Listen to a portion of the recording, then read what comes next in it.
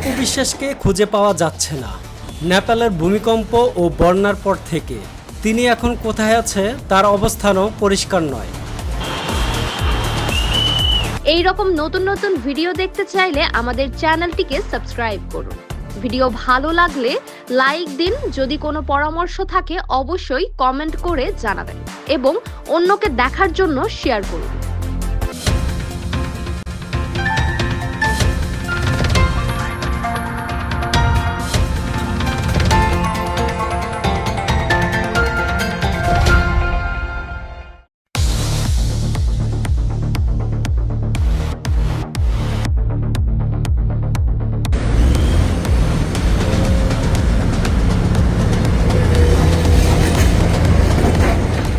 অপু বিশ্বাসকে খুঁজে পাওয়া যাচ্ছে না। নেপালের ভূমিকম্প ও বন্যার পর থেকে তিনি এখন কোথায় আছে তার অবস্থানও পরিষ্কার নয়। নেপালে হঠাৎ করেই ভয়াবহ আকস্মিক বন্যা, যা ইতিহাসের এর আগে কেউ কখনো দেখেনি। বিশাল এলাকা জুড়ে বন্যা স্রোতে ভেসে গেছে গাড়ি, ব্রিজ, বাড়িঘর, রাস্তাঘাট। অনেক মানুষকে উদ্ধার করতে অভিযান চালাচ্ছে দেশটির সরকার।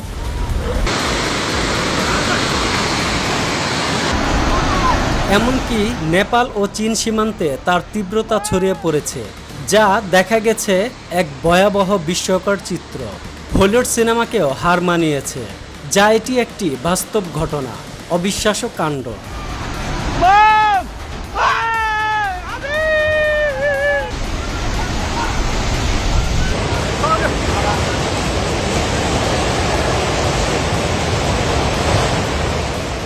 এরই মাঝে ঢালিউড কুইন অপু বিশ্বাস কিছুদিন আগে নেপালে অবস্থান করছে তার নতুন সিনেমাকে কেন্দ্র করে। সিনেমাটির নাম শিকার। ছোট পর্দার জনপ্রিয় অভিনেতা মর্তুজা পলাশের সাথে তার এটি প্রথম চলচ্চিত্র। বন্যা হওয়ার 2 দিন আগে তার ভেরিফাইড ফেসবুক পোস্টে কিছু ভিডিও ও ছবি পোস্ট করেছিলেন। তিনি জানিয়েছেন ভালো আছে, কিন্তু তারপর থেকে আর কোনো খোঁজ পাওয়া যাচ্ছে না। সে এখন কোথায় আছে? তাহলে কি সে বেঁচে আছে নাকি মরে গেছে? তার অবস্থানটি পরিষ্কার নয়।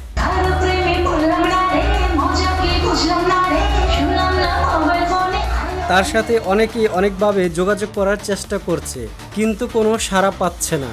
এরই মধ্যে হঠাৎ করে তার ভেরিফাইড ফেসবুক থেকে পাওয়া গেছে নেপালের কিছু দুর্বিশ্ব ও মর্মান্তিক কিছু বন্যার ছবি। ছবিগুলো দিয়ে তিনি তার অবস্থান পরিষ্কার করেছে। তিনি বলেছেন, আমি অনেক ভালো আছি, আপনারা টেনশন করবেন না আমাকে নিয়ে।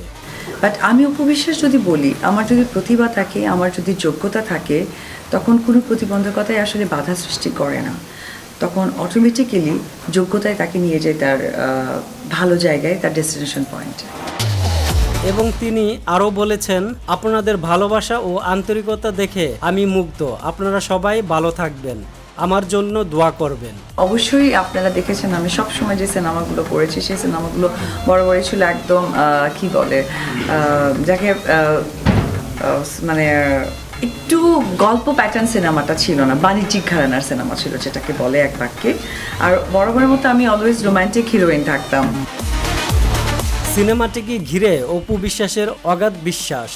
বহুদিন পরে আবার সিনেমা নিয়ে আসছে অপু বিশ্বাস। সব কিছু ঠিকঠাক থাকলে 2027-এ পবিত্র ঈদুল ফিতরে সিনেমাটি প্রেক্ষাগৃহে মুক্তির কথা রয়েছে। সিনেমাটির নাম শিকার। 3-4 বছর পর আবার সিনেমা শুটিং শুরু করলাম মানে একটি সিনেমা দিয়ে শুরু হয়ে গেল। সিনেমাটির নাম শিকার। আর আমার যে সিনেমা ডিরেক্টর রোমান এবং আমার কো আর্টিস্ট হিসেবে কাজ করছে, ফার্স্ট টাইম উনি হিরো হয়েছে, পলাশ।